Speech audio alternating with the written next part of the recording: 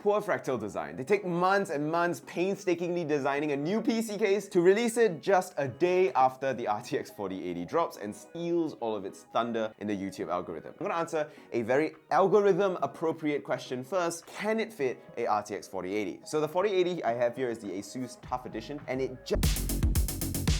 Anyway, on with the actual case itself. Enough about the 4080 stealing its attention. Let's talk about this new case. It's called the Fractal Design Ridge ITX, and it's Fractal's new kind of console home theater PC case for just home use, casual use. You can set it up vertically like what I have here for best airflow, and you can actually have it horizontally set up. You can actually move the stand on the bottom here and have it be propped up horizontally. As for the design, I really do quite like it. It's extremely simple as Fractal design cases go, with the CNC aluminum build and perforations on the side. No glass because it's a small case and it needs all the airflow it can get. But yeah, the design is just clean and simple. I really do like it. It's tasteful, it's got finesse, it's minimalistic, it's everything you expect from Fractal design. And I like that the front mesh isn't just like a metal mesh or a plastic mesh. It's got this kind of fabric finish fabric material, which adds a bit more of a organic material charm to the design, so it feels more natural. The build quality is standard Fractal design fare as well. Extremely well built, great panel alignment, great quality of materials, great sturdiness. As is the front I/O, you get two USB Type-A 3.1 ports, as well as a USB-C Type 3.2 Gen 2 port, a power switch, and a mic jack. In an ITX case where space is scarce and it's completely cramped,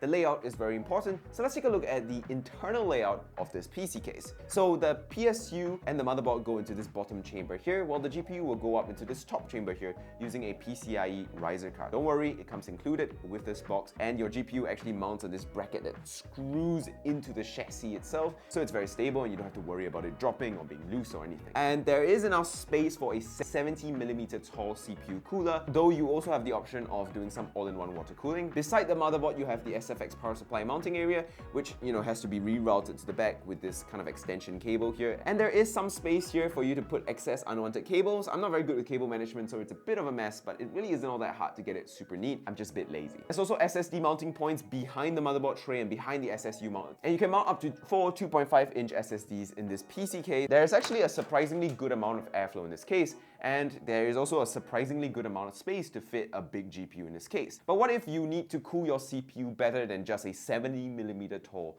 air cooler? Well, you can actually have two options. Well, one is you can use an all-in-one water cooler that goes to a 120mm radiator. That will still allow you to use a 175mm long GPU, like a mini 3070, something like that. Another option is to just say screw it and forget about a dedicated GPU and have a 280mm radiator in the top here. Now, at this point, you might be wondering, isn't there a bit too much positive airflow in this PC case? I mean, you've got two 140s acting as intake, or if you take them out and put a fat GPU, basically have your GPU's fans acting as intakes, sucking air into the case, and the CPU cooler in the bottom here will be sucking air from outside the case, and that will be intake too. But if you're worried about having too much positive airflow, you can actually fit three 80mm fans in the top here as exhaust, or if you want even more intake because you're a lunatic, you can, and that gives you more options for airflow. Though I don't think too much positive airflow will really be an issue. The whole case is perforated and full of holes, so there's a lot of place for pressure to escape, so it shouldn't be too big of a deal, and I've had zero issues with GPU thermal throttling. By the way, if you're wondering how long of a GPU can fit in here, you can fit up to a 335mm GPU if you don't run any all-in-one water cooling. Anyway, let's talk about build experience. How easy is it to build in this PC case, and well, what are the steps like? Well, thankfully, Fractal Design has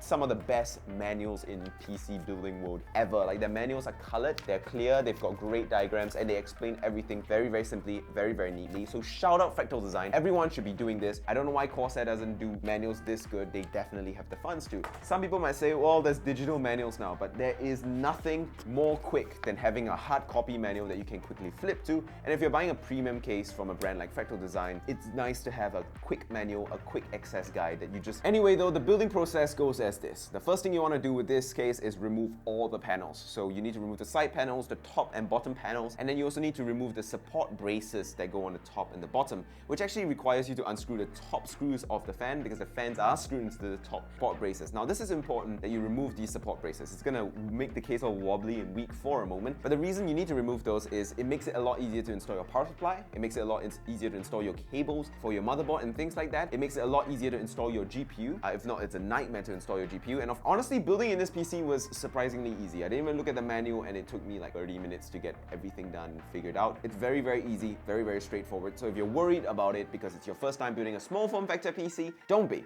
And that's one of the things I really like about this case and Fractal design in general. Stuff is just straightforward, simple. Like, sure, it might not be the most groundbreakingly revolutionary things, but they always get the most important basics right. So in conclusion then, should you buy the Fractal Rich ITX PC case? Well, it's a pretty straightforward PC case, and that is kind of what Fractal Design's good at. It gets all the basic fundamentals down on lock, and sure, it might not be the most groundbreaking revolutionary ITX PC case out there. It's not the smallest, it's not the best airflow, and it's not like the prettiest looking case ever made. It's Fractal Design, and that's not what they're trying to do. What they're always trying to do with their PC cases, keep it simple and get the job done in the best way possible. It might not be for everybody, because I know a lot of people want a PC case that is really epic, with brilliant tempered glass, that looks amazing, or is super small and super impressive in their own way. But if you're the kind of guy that appreciates small details, straightforwardness, simpleness, and just excelling at the basics, keep it on your watch list. It's not going to be perfect for everyone, but it's definitely something you should heavily consider. With that, thank you guys so much for watching. It's good to be back doing PC stuff. A double upload today of 2 impressive, interesting PC content. If you haven't seen my RTX 4080 video yet, go and check it out, and make sure you subscribe because there are more videos coming on the way. I'm trying to upload every day.